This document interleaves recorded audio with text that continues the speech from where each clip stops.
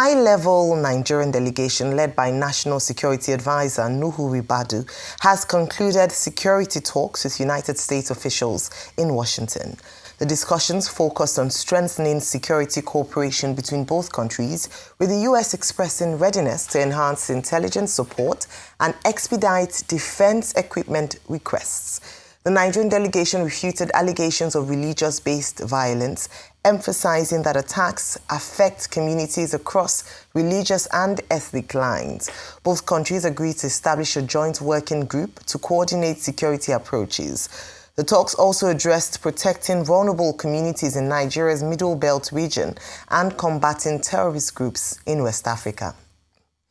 Moving on to Kwara State, normalcy has returned to Eruku in the Ekiti local government area of Kwara State following the earlier kidnapping of 38 worshippers from the Christ Apostolic Church, an attack in which 3 people were killed. News of the release of all 38 captives sparked celebrations across the town, particularly within the church, with church service held peacefully on Sunday. The resident pastor of the church expressed deep gratitude to God and to the government for what he describes as swift intervention leading to the safe return of the abducted worshippers. His wife also recounted how she narrowly escaped being taken by the gunmen during the attack.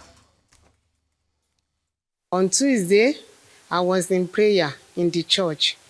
So by 10 minutes after 6, that kidnapper entered our church from the fence, enter our church. So all of them, some people enter, then some people lie down. So I was, this place I stand, I lie down. Some of children lie down to me for this place. We are so happy and we are so excited.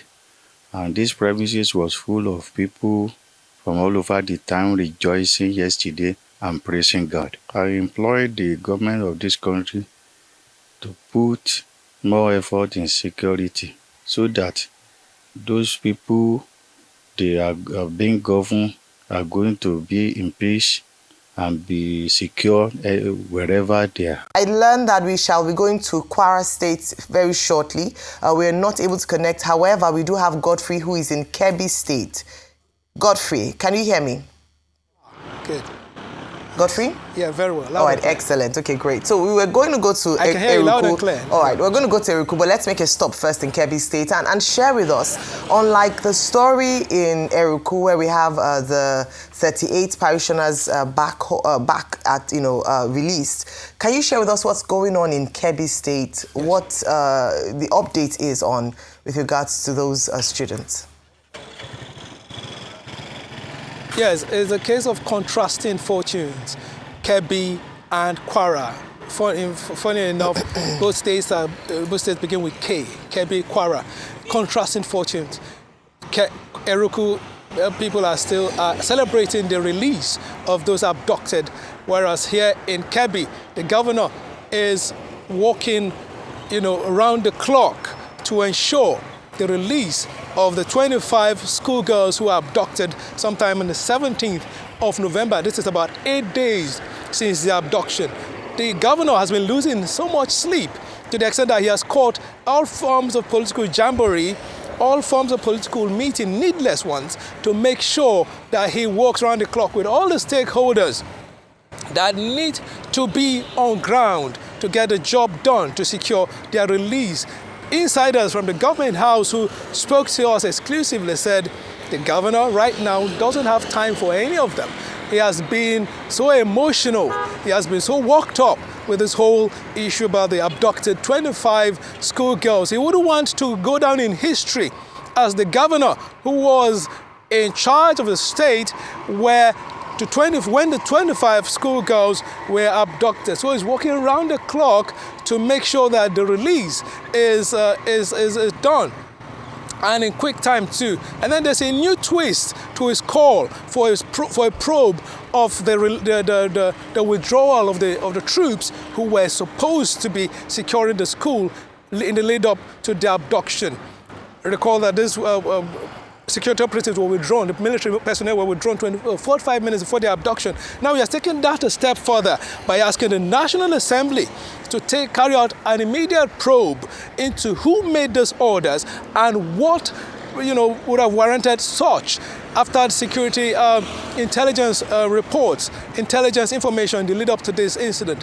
Why this happened at the time it did, timing, if you ask me. So he's asking for accountability and asks the National Assembly to leave no stone unturned until they get to the root of the matter to ensure that the 25 abducted schoolgirls are released safe and sound and returned back to their families. That is the latest from Kebbi at the moment. Godfrey. Yeah, okay. Ayo and Doctor. Fair enough, we've heard you. But did I hear you saying that the governor has been calling and holding needless meetings? Or was it the microphone in the studio here?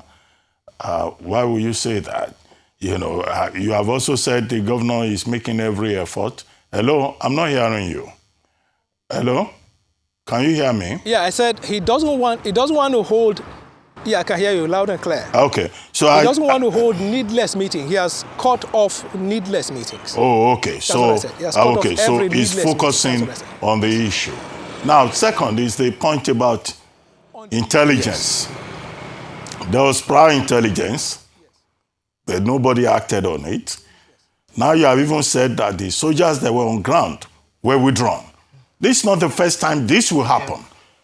Why do you think that intelligence will be provided and the Nigerian government will fail to act?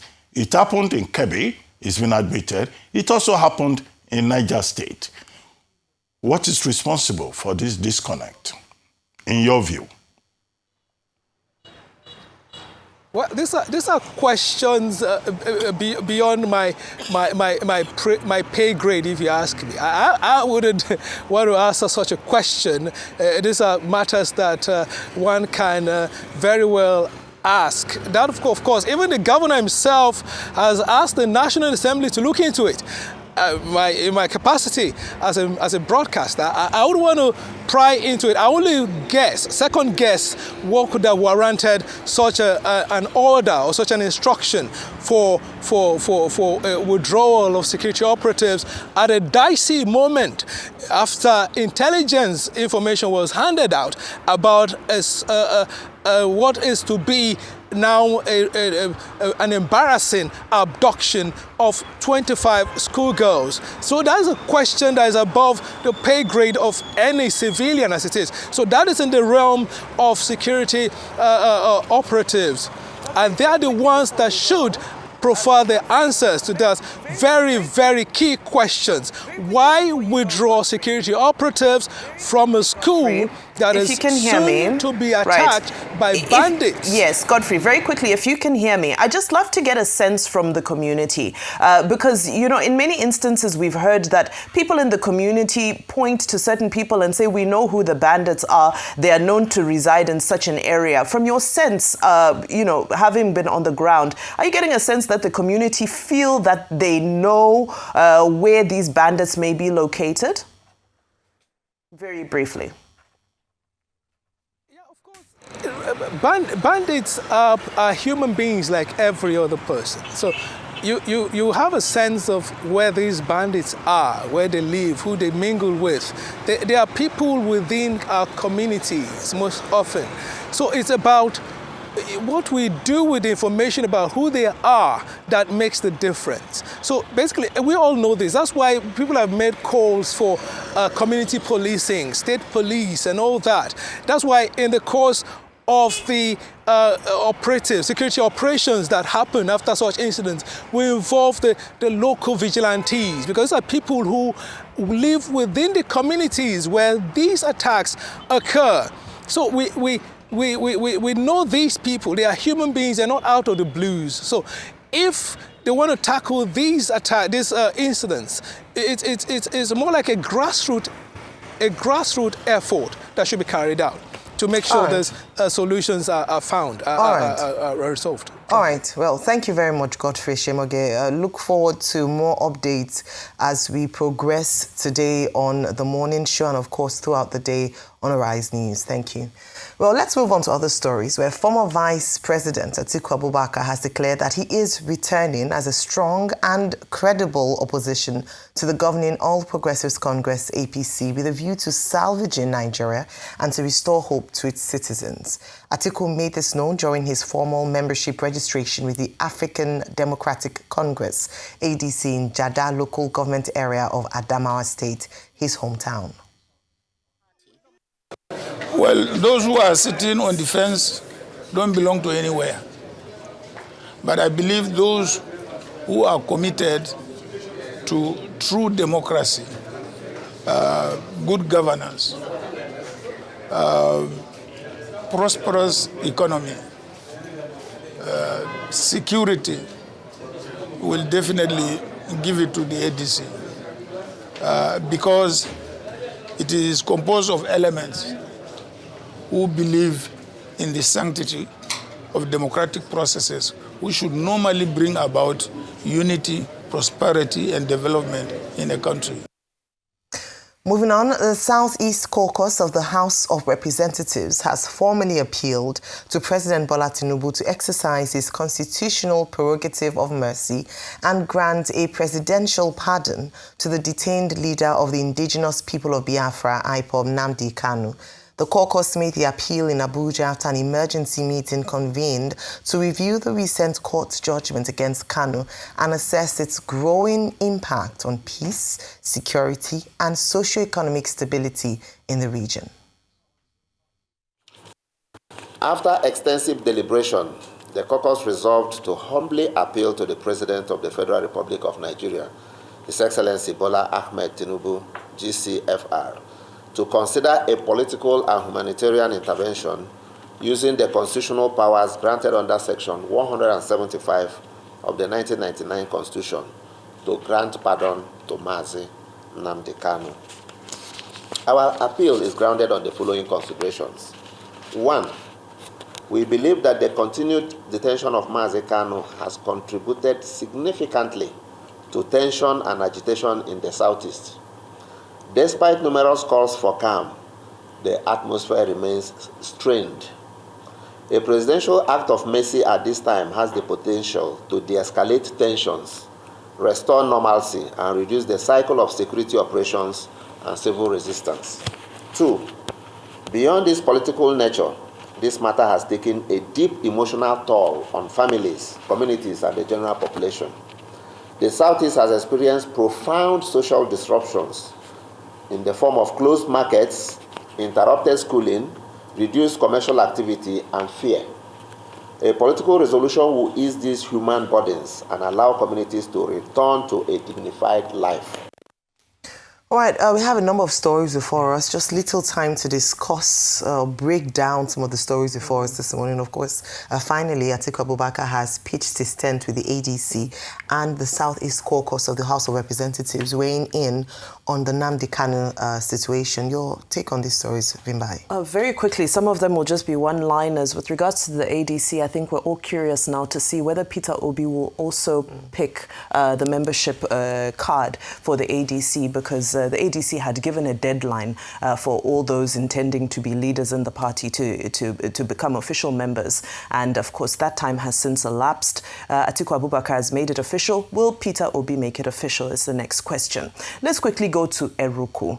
Now, there have been conflicting reports around the rescue of the 38 worshippers. Last night, I watched Bayo Onanuga make a statement about how the DSS made contact with the bandits, and that's how the release was secured, through communication. However, there's a report in today's New Telegraph that says that actually the DSS and the NAF, the Nigerian Air Force, raided the place, and that they are uncertain as to whether the bandits escaped or were eliminated, because it's still a very covert operation. So I think there needs to be clarity communicated with one voice as to how were the people, the the captives rescued. It's very important for the sake of transparency and accountability. One voice, one message, what truly transpired. Let us know. Now, I move very quickly to, if I may call it, shall I say, a breakthrough in relations between Nigeria and the United States. I think we've been able to tone things down, which was the most important objective of that delegation going to the United States, was to ensure that things that had escalated could just be mellowed down and everybody could have a conversation, in one accordance. So the agreement now is intelligence sharing and possibly the sharing of some equipment and defense weaponry and so forth. Now, the American government usually use ISR, intelligence, surveillance, and reconnaissance in terms where intelligence sharing is concerned. And this has several positive sides to it. For example, these days, a lot of it is also AI powered, so they get intelligence, they run it through various algorithms and so forth and determine patterns before they happen and so forth. However, I think it's also very important to note that this ISR has not been perfect. We remember back, because this is not Donald Trump's first foray into the Sahel. Donald Trump has been involved in this in the Sahel in 2017 during his first term, and there was an ambush that happened in Tongo in Niger, where several American soldiers, 4 American soldiers and some local soldiers were ambushed and killed while they were on a mission. It was not supposed to be a combat mission. Again, it was an intelligence sharing mission, but it turned out to be one of the most controversial moments of his presidency, because the Americans were wondering what American troops were doing ill-prepared in the Sahel. I say this to make the point that this American intelligence is not, is not the golden wand that's going to wipe away the problems. So if the American intelligence does come, do we have the necessary weaponry, the sophisticated weaponry to be able to act on it? Intelligence fails, and this has been our major problem. It doesn't seem like our problem in Nigeria is a lack of intelligence, as we've heard from Kebbi, from Niger State, from various places.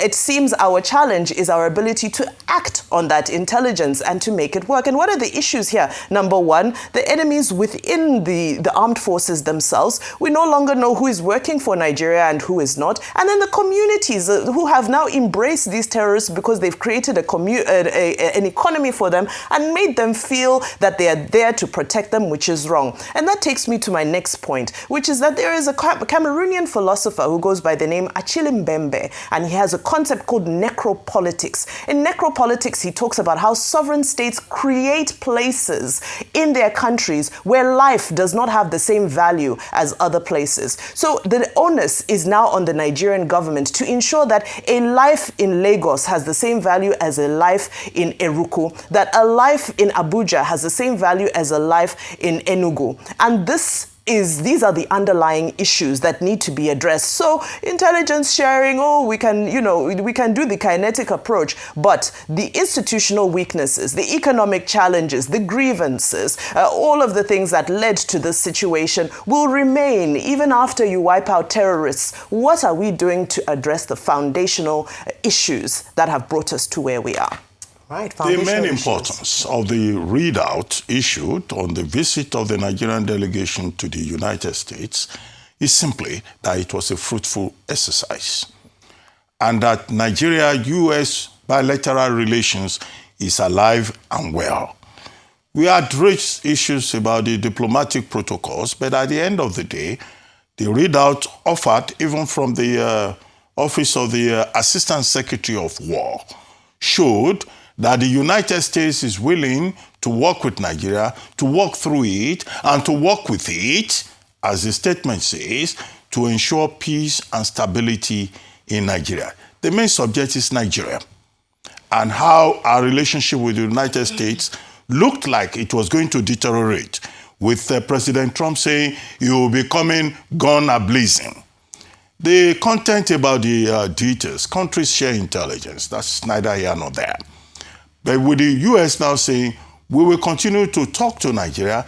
Nigeria wants cooperation, and I will provide that cooperation to ensure security inside Nigeria, a country that has been redesignated as a country of particular concern by the United States. What we expect is that now that there has been a meeting, a formal meeting between both sides along bilateral lines, that the Americans will review the information that has been given government to government, because there's something called G2G in diplomacy. That's the avenue that the Nigerian government has explored as different from, civil society, people to people, issues that we have had with people going to give testimony in the United States. So what we should expect is that when this cooperation continues, it has always existed anyway, that the Nigerian government would also be alive and well and ensure that whatever assistance Nigeria is getting, either from the United States or elsewhere, is processed on a sustainable basis.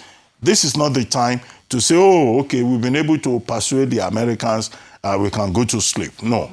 The reality will be that truth that is on the ground in Nigeria. And that is why some other people express the view that the problem in Nigeria can, at the end of the day, be solved only by Nigerians themselves. We have been on this matter before 2009. Today's characterization may be controversial, but we have had problem of insecurity in this country. Government after government has not been able to solve it. So we need the political will. We need the commitment on the part of the Nigerian government and other state actors and non-state actors to give peace a chance in this environment. Our concern is Nigeria, not necessarily what happens within the international community, even if we're stakeholders in terms of what happens. We need to protect our borders. We need to have the personnel. We have to have, responsive security agents who don't run away when they get intelligence locally that there's going to be an attack, and they carry their vehicles and they themselves run into the bush. That in itself is disgraceful, if that is the case, as we have been told. As for the people of Iruku in Kwara State, well, it's good. The celebration is fine. Yesterday I was saying the church held its service on Sunday, and that Christian eschatology is that the people will always have hope. That is what Christians preach. It is also what politicians preach, even if politicians can be very dubious about their own promise of hope. They promise you heaven and earth, but they may not deliver at the end of the day. But the priests have no other job other than to tell you that tomorrow will be better than today. So it's good that the people of the Iruku community are celebrating, but every Nigerian should celebrate on a daily basis, so that, as someone said, they can sleep with their two eyes closed and they don't have to worry that the bandits will come overnight and that there will be no security for them in a country where their president, President Bola Ahmed Tinubu, has promised that his main mission, both in his manifesto and as he repeated most recently, is to make Nigeria a place of safety. And that, in my view, is the responsibility of government. As for Southeast Caucus. Okay. The Southeast Caucus, saying that they want, is it amnesty or pardon or clemency or a political solution, I've had that view expressed. Only the other day, I think on Sunday, Senator Orji Uzor-Kalu was on television in another television station, another program, where he was saying that people are very emotional about this IPOB magazine Nnamdi Kanu matter. Now, is it not a fact that the IPOB agitation led to the death of thousands in the Southeast and disrupted livelihoods in the Southeast? And that rather than being emotional, people can talk about political solution to see how, the matter can be resolved one way or the other. However, you also have a caucus of lawmakers saying that President Tinubu should apply the option of pardon or clemency. I think when this story came to the table, I said, yes, that's one way in which the matter can be resolved. But this emotionalism will not help. When you look at a particular matter, you look at the facts, you look at how it has played out. But people are pretending as if, those details do not exist. It is within the powers of the President of Nigeria and the Committee on the Prerogative of Mercy to say, oh, we are taking another look at this matter. But you know, there will be other variables to be considered. National security, the possibility of incitement, the martyrdom, the likely, martyrdom that may come out of it, and all of those. But it's good that there is a talk on the table to say that, look, whatever happens, there are still other dimensions. And we have said here on this table that, the conviction at the level of the High Court is not the end of the story. Yeah. The judicial process can be exhausted within the hierarchy of courts, and it will be for the courts to determine. So even if President Tinubu is going to intervene, he's not likely to interfere with the judicial function. So, but at the end of the day, yes, for the purpose of peace and in the national interest, those who are asking for, a political way out of the crisis, I think they also have a point. Finally, Atiku Abubakar, Waziri Adamawa, has now formally declared his membership on the platform of the African Democratic Congress. Well, some controversy from the side of the ruling APC, particularly from Senator Adams Oshiomhole, who says, well, what do you expect him to say? That Waziri Adamawa Atiku Abubakar is a serial loser. That the only time he has ever won an election was when he attached himself to President Olusegun Obasanjo, and that this time around, he is also going to lose. Well, he's an APC chieftain, so that's what you expect him to say. However, we must encourage the multiplicity of views. The Nigerian people, at the end of the day, are the ones to choose. The freedom to choose is a major power, a pillar of the democratic process. And people should not talk in a totalitarian, authoritarian manner when other people express their basic right to also seek the highest office in the land. So Atiku Abubakar saying he wants to be president. Yes, he may lose 10 times. As long as he has fire in him, he can keep declaring. After all, Abraham Lincoln, he was a serial loser, but he still ended up as president of the United States. So it's not enough to say he lost the election, he will lose this time. It's the people of Nigeria who should choose who they want to lead them in 2027. And every machinery should be put in place to make that possible and achievable. Well, okay, let me start from Nnamdi Kanu, because just one statement on that. And that is that, yes, the Southeast Caucus of the House of Representatives have prevailed on the president to apply a political solution to this matter in the interest of peace, unity, fairness, especially to the Southeasterners. And as I'd mentioned before on this show, that yes, you can acknowledge the damage that Nnamdi Kanu's broadcast has done in the Southeast based on the response and the sit-at-home order. You can argue that point. But I believe that the state in itself, that's Nigeria, made an unintentionally made him a hero.